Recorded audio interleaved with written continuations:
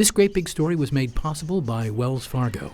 Established 1852, re-established 2018.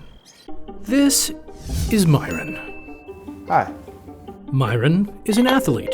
I played a little football in college. And? I was a Rhodes Scholar. And? I played for the NFL. And? I have a master's degree in medical anthropology. And? And I'm a neurosurgeon. Sheesh.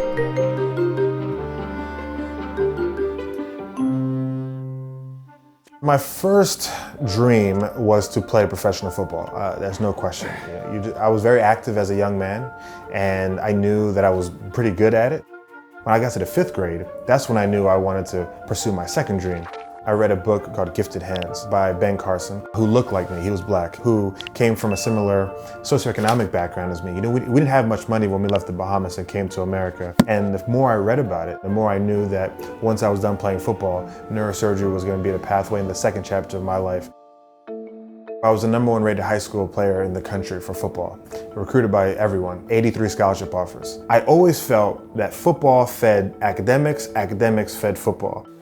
Myron spent his college years playing football and shadowing doctors.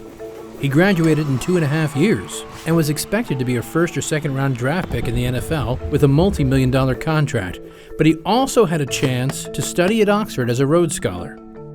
I ended up deciding to go to Oxford and saying no to the NFL and spent a 1.5 years over there. I came back to the United States, went into the draft and got drafted in the 6th round instead of the 2nd or 1st, made $70,000 instead of $6 million, played for 3 years, got out healthy, felt good about my time there, frankly made enough money to pay for medical school, didn't have any lasting concussions, and my hands were okay where I was able to do surgeries in the operating room.